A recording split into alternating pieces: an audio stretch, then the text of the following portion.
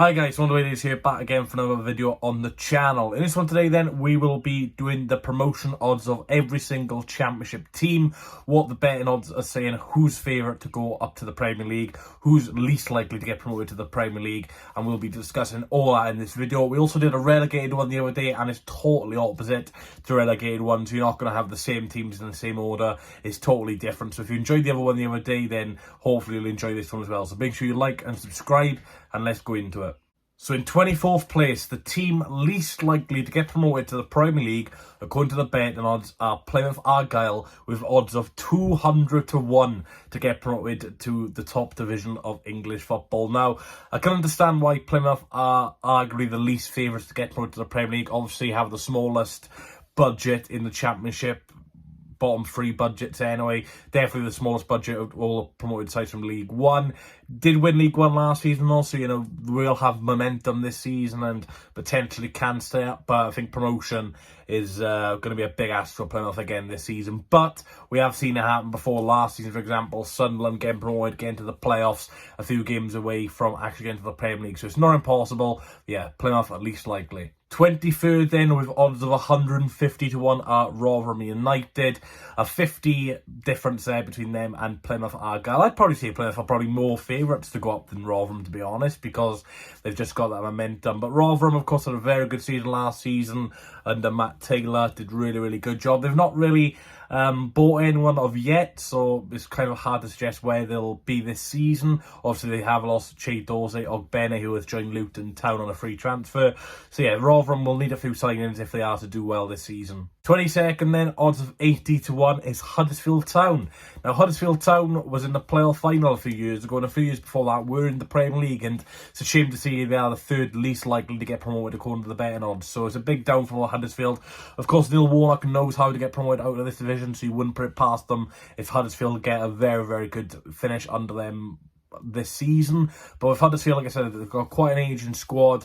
Haven't really strengthened so far in the window. Yes, it's early days, but you want to get your business done nice and early. Warnock is here this season for them, which is a big bonus, as he knows how to get promoted from this level and definitely knows how to keep teams up as well. So yeah, it'd be interesting to see how Huddersfield do this season, but I don't think promotion will be a thing for them. 21st then, Birmingham City, odds of 66 to 1 to get promoted to the Premier League. Same with Huddersfield, really. 2010 era, they were, winning cups and in the Premier League, playing European football, and now they're stuck in the Championship. Big shame really for Birmingham. I do like what John Eustace is trying to do at Birmingham, trying to lower the wage bill, getting a few more young players in and get a few experienced players in, and using that mix and match and play possession style football. I think over the next couple of months, we'll see Birmingham playing a lot more advanced in terms of the footballing style than we did last season. And yeah, I think Birmingham can have a decent season, but I don't think it'll be anywhere near promotion. 20th then, odds of 66 to 1, just like Birmingham City. Cardiff City were South Wales rivals. Now Cardiff, again, a team less than 10 years ago playing Premier League football, played twice in the Premier League, actually got relegated both times, but did have some really good results in the Premier League in both seasons. I remember when they beat Manchester City 3-2. I remember they beat Manchester United on the final day before they got relegated, beating Ole Gunnar Solskjaer, so I'm sure Cardiff fans will love that. Obviously, Solskjaer was at Cardiff before, but I don't think Cardiff will be anywhere near the top 10, top 12 this season. I think it's all about survival again for them. With them having a transfer embargo this summer anyway, it will be very hard to bring the best players who they can capable of bringing in under the new manager. Of course, January is a whole different story, where we saw Sorikawa join in January and help them stay up massively. Connor Wickham as well was a big boost for them as well. So yeah, I think it's just for Cardiff, staying afloat until January, and then they can spend a bit of money then to help them push on in the division. 19th, Queen's Park Rangers, 66 to 1. I genuinely feel, out of all the teams I've said so far, QPR probably have the best chance of getting into the playoffs out of all these sides. Now, I know QPR had a horrible season last season, especially towards the end, but look at some of those players on paper at QPR, Seni Dieng, Elias Chair, Chris Willock. These are all top players at championship level. They've got Lyndon Dykes, who is capable of scoring 10 plus goals at this level. I just worry about QPR defensively a little bit. They've got a lot of goals conceded last season, so they will need reinforcements in that area. And obviously Gareth Ainsworth isn't the type of manager to play free-flowing attacking football, which suits the likes of Elias Chair and Chris Willock. 18th then, Sheffield Wednesday. Again, odds of 661 to get promoted to the Premier League. Now, Sheffield Wednesday, it's a shame really, such a huge club. A lot of fans, including myself, are expecting big things of Sheffield Wednesday this upcoming season, but already have hit with turmoil. They've got a low number of senior players in the squad. They haven't got a manager at the time of recording. Obviously, Darren Moore has left the club. So yeah, it'll be interesting to see how Sheffield Wednesday do this season. I feel like if Darren Moore stayed, then, you know, they'd be in for a decent season at their level.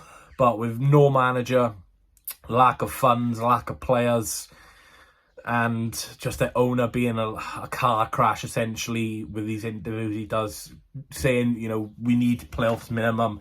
He doesn't help himself. So yeah, I'm really predicting a tricky season for Sheffield Wednesday, to be honest. 17th then, Bristol City, 50-1 to get promoted. Now, Bristol City a few seasons ago were splashing the cash.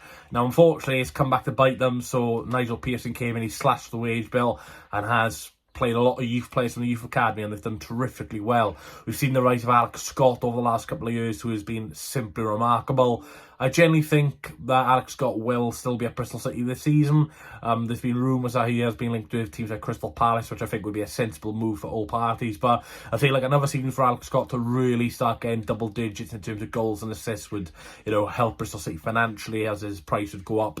But yeah, for Bristol City, I think, you know, promotion again is a big ask for them. But I just feel like if they can find that run of consistency, then they could definitely be in with a shout of playoffs. In 16th place then, we have Preston North End, odds of 40-1 to get promoted. Preston are a team which you're guaranteed money on if you bet them to be mid-table. It's a shame really for Preston, but last season was a bit more exciting for them because they were flirting with playoffs, fell off towards the end. But I really like what Ryan Lowe's doing at Preston North End. He's trying to build a nice unison squad like he had at Plymouth, a few young players in on loan, which we've already seen him signing Calvin Ramsey from Liverpool. I think that'll be an excellent signing for all parties, especially, you know, if you can get his fitness up and, you know, stop these injuries, and it could be a really important player for Liverpool in the future. The only problem I have with Preston really is their lack of goal scorers in the squad. Obviously, you know, Emil Reece-Jacobson's got a long-term injury. Then you've got players like Chet Evans, who's obviously recovering from something which could have ruled him out for football for a long, long time. So, you know, there's two strikers missing already there. Obviously, Daniel Johnson's left the club. Josh Anoma's left the club. Those are two attacking midfielders. So, yeah, the goals are worrying about Preston. I think they'll be all right this season in terms of, you know, being mid-table. But if they want to get that top six, they've just got to strengthen. In 15th then, we've got my club, Swans City, odds of 33-1 to get promoted to the Premier League. I think this is fair. A lot of neutrals were probably predicting an unpredictable season from us this season. Obviously, a new manager in charge. There will be a lot of changes this season already in boardroom level. A lot of things have changed there. Of course, it's never good when the season's going to get underway, and we'll probably still have players linked to moves away, Joel Bro, Matt Grimes, Nathan Wood, for example, Ben Gabango potentially. So we've got a lot of players who are assets essentially for other clubs, low Premier League clubs, top Championship clubs to buy. So that won't help us in terms of, you know, trying to keep it stable and, you know, keep the squad all in harmony.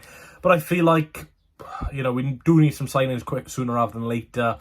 5-6 weeks towards the season starting now, and we haven't done any business yet, which is slightly concerning. But because we do need a lot of options, we've got one right back, one left back. Well, right back usually plays centre half, and our left back wasn't a big fan of under Russell Martin. So, yeah, could be a tricky season. 14th, Hull City, 33-1. Now, I generally feel like Hull could be a bit of an underdog this season. They are going to get some good signings in this summer, will be financially backed by the owner. Last season, the Liam Rossini, especially second half of last season, we saw what Hull are capable of in possession. They were really, really good and scored some really good goals. Again, sometimes we were conceding a lot of goals at times, but when you've got a recently new manager in charge who has brand new ideas, mistakes will happen. But I generally think the future is bright with Hull City under Liam Rossini and the new owner regime. 13th, Millwall, 28-1 to get promoted. Now, I think what lets Millwall down is what lets Preston down at times, the lack of goals. Defensively, pretty solid, don't concede many goals in the game unless it's, you know, a crazy game. But as we've seen with that Blackburn game last season, they were 3-1 up, going to get playoffs and just completely balled it. So maybe you could say it's a lack of Championship top end experience. Guy Rowett's a good manager, you know, he's done brilliantly in Millwall over the last couple of years. I just feel like They just need that something missing. Obviously, Ziang Fleming's been linked to a move away. They have to keep him if they want any chance of promotion, though. In 12th, we got Blackburn Rovers, 28-1 to get promoted for the side who play at Ewood Park. Now, Blackburn, again, similar to Millwall, Preston, kind of fell off towards the end of last season. Were in the playoffs the majority of last season and unfortunately fell out. Obviously, they have lost some big players this summer. Ben Burton, Diaz, Bradley Dack going. They do still have some exciting young players. For example, Tyrese Dolan, I'm a huge fan of. I think he's an excellent player. They have some experienced strikers as well, like Sam Gallagher. Lewis Travers in midfield's good, also being linked to a move away. So they'll have to keep those sorts of players if they want any chance. And of course, will have to strengthen if they want to get into that top 6 because there's some really good teams in the division this year. 11th then, playoff finalists, Coventry City, 25-1 to get promoted. Now, when you've just got to a playoff final and you're still in the Championship next season, your odds should be pretty high. This is very low for Coventry, and I can understand why. Look, last season was a miracle, essentially, for them. The way they start off the season, having so many postponed games and having a really poor run until October time, they turned it around massively. Victor Gyökeres was a man on fire last season. Obviously, he probably won't be here this summer. He's been linked to a move away to abroad or Premier League clubs, which you can totally understand. But yeah, they'll have to replace the goals of Victor Gyökeres.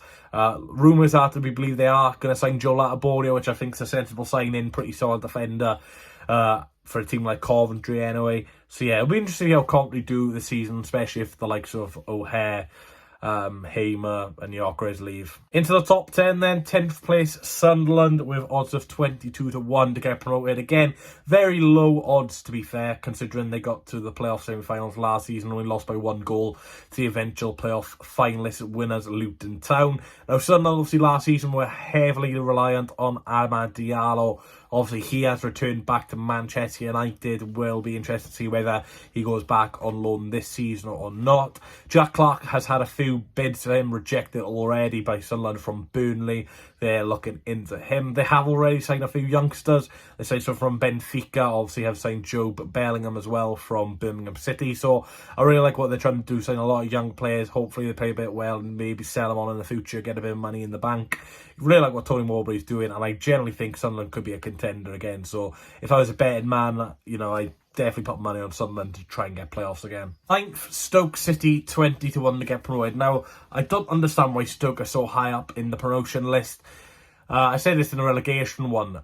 Stoke haven't really done well any season they've been in the Championship, really. It's kind of been very poor.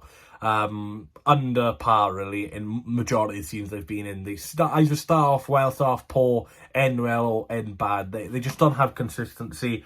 Now they have had a big clear out this summer already. Players like Sam Klukas leaving the club. They will need a few more young players in the door anyway, because the Championship's such a hard league. You will need young players to play a lot of the games. So be interesting to see how Stoke do, but I don't fancy them for promotion. 8th then, we've got a team who just come up from League One, Ipswich Town. Odds of 20-1 to get promoted. Very high for Ipswich Town, this. Can understand it. Obviously, they are quite rich, to be fair. Obviously, signed a lot of players. I think they've just had a bid rejected for £4 million for Ellis Sims, which just shows what Ipswich are going to be about this summer. They're not going to be here just to be part of the 24. They want to, you know, take this league, and I totally understand it. Very exciting times to be an Ipswich fan right now under Kieran McKenna. Did a terrific job under Ipswich Town last season. Some of the results of the game was simply remarkable. Yes, they were financially backed, but, you know, we've seen at Championship level, Stoke have been financially backed at times, but they've not done very well. So it's all good about spending money, but you've got to have the right manager and coaching staff to lead these players, and that's what Ipswich have. And it's, you know, I think they're going to have a brilliant season. Into the top 7 then, Watford have a 18-1 odds of getting promoted. Watford, very tricky side to predict, especially when you don't even know who the manager will be Christmas time. The new manager, Vladimir Ismail, has got experience at Championship level with Barnsley and West Bromwich Albion, respectively. Now, some of the signings so far this season have been a little bit questionable. Reece Healy, Tom Ince, you know, these sort of players, will they have the attitude? Will they have the sort of mentality to go on and try and do well? I'm not too sure. It's going to be a tricky one, Watford, this season. In 6th then, West Bromwich Albion, 16-1 to get promoted. Now, West Bromwich Albion, big club at this level, of course, usually do very well at Championship level, and usually more times than not get promoted. at this level. Now, they are going to lose Darragh O'Shea, who's going to Burnley. That's a big loss for them. I think they will have to sell a few more players as well until they can financially be sound. Obviously, they are losing a lot of money at the moment. Put a big loan in January to try and, strengthen the squad and get promoted on. Obviously, that failed. Carlos Corberán, though, is a very good manager. He's got Huddersfield and Leeds when he was under Marcelo Bielsa's wing, that he is capable of doing extraordinary things at this level. And, so far, so good for him at West Brom, I think. He had a good season last season. Yes, it did fall off at the end, but, they had a lot of injuries. Fifth, then, we got Norwich City, 16-1 to get promoted. Now, Norwich have gone for a very experienced summer recruitment so far. Players like Shane Duffy have come in from Brighton. Obviously was on loan at Fulham last season. He's a very experienced player at this level. They've obviously signed Ashley Barnes as well, so very, very experienced signing. Also, you have a lot of players like Timu Pukki, but still have some young players like Max Aarons, Adam Ida. Got some good goalkeepers as well, Tim Krul, Angus Gunn. So I think Norwich will be definitely top 10 potential this season. Just whether they can get top 6 is the real question. And fourth, then, this is where we're getting to the big boys. We have Middlesbrough 10-1 to get promoted to the Premier League under Michael Carrick. Now, Middlesbrough, a little bit disappointed with them towards the end of last season. They were looking so good to get to the playoff final, and obviously balled it against Coventry, essentially. I didn't think they played that well in the playoffs. I've got to be honest, expecting a lot better. Last season, though, can't forget how bad they were at the start of the season under Chris Wilder. Carrick came in, regenerised that team, and players like Chuba Akpom, Riley McGree just play it phenomenally well. Obviously, Zach Steffen at times was a little bit worrying, but overall pretty solid in the stick. So yeah, I think Middlesbrough will be up there again this season. Now, the top three are all recently relegated Premier League sides. When I did the relegation one, I believe Southampton were the most likely to get relegated, Leeds were the least likely to get relegated. Now, in terms of promotion, it's all changed. The third team least likely to get promoted is Southampton. 8-1 to get promoted out of all the Premier League sides, least likely to get promoted out of the Premier League sides. Now, Southampton, of course, under Russell Martin, will probably have the biggest transition out of Southampton, Leicester and Leeds, with them completely changing their brand and style.